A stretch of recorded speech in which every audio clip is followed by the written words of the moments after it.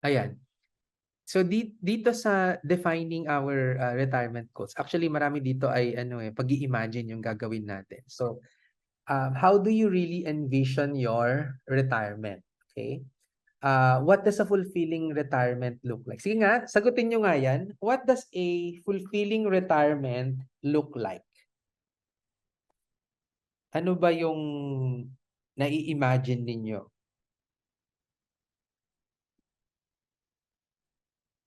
Hindi na ako gumagising ng maaga para magtrabaho, 'di ba? Ganun ba 'yon?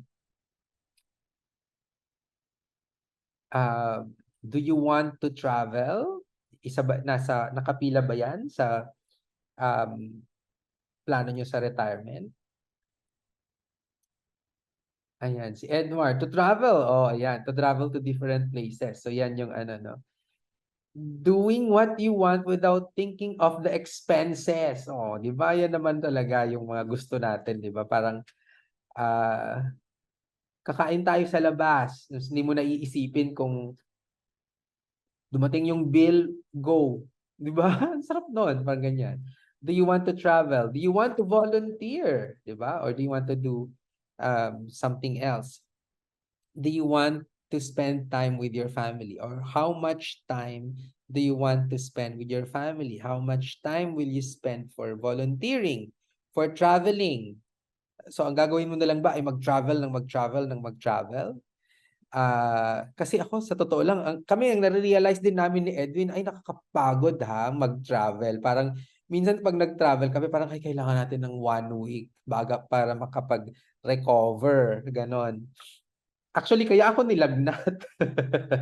Kaya ako kaso kasi hindi ko alam kung napanood ninyo, no? Pero nagkamigin kami ng mga kaibigan ko 2 weeks ago. Tapos after that, hindi ako nakapagpahinga. Nag-field work ulit ako, no? Sa Mindanao. So hindi kinaya ng katawang lupa ko. Actually, dapat supposedly ay pupunta ulit ako doon sa Mindanao dahil sa relief operations. Pero hindi ko nagawa dahil nga sumuko ang aking katawang lupa. Ayan. Do you want to start a new hobby? Diba?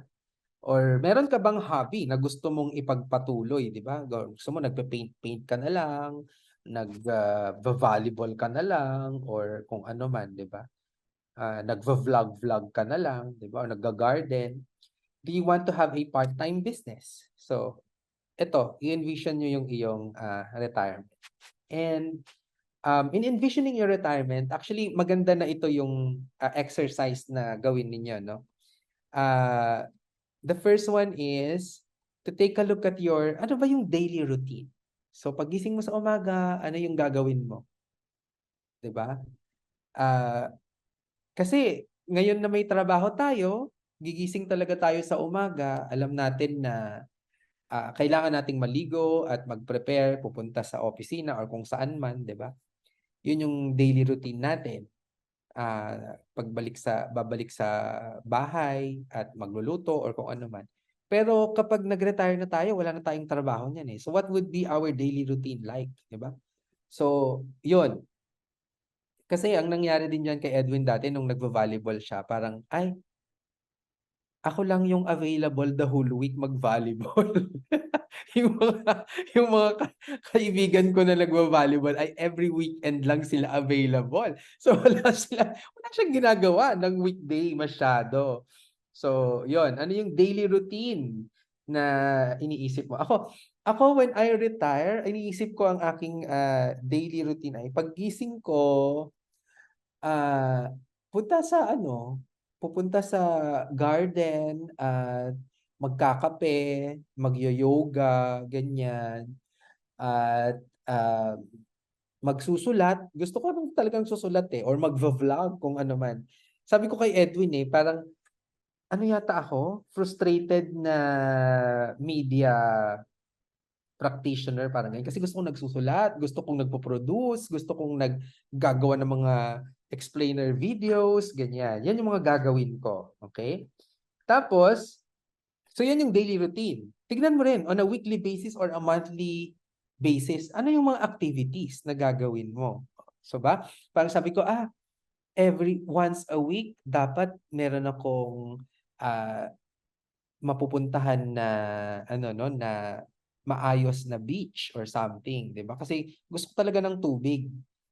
Dapat may malapit na beach or ako inisip ko tuloy na puwedeng mag-retire dun sa may Agusan, 'di ba? Kasi ang ganda-ganda ng Enchanted River.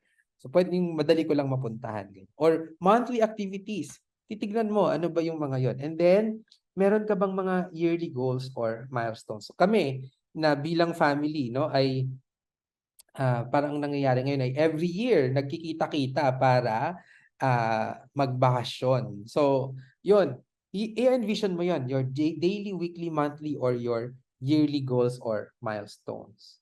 Kasi kung tutuusin 'no, ako titignan mo ngayon parang, okay, so ako ay 40 na 'no, 45 na ako ngayon.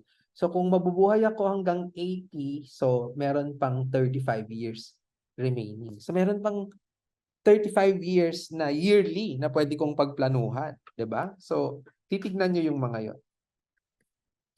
Okay. Um, 'Yun 'no. So ayun, si Lilibet sabi niya, so live a comfortable life, able to buy all I need, and nagvo-volunteer doon sa kanilang, simbahan, 'di ba?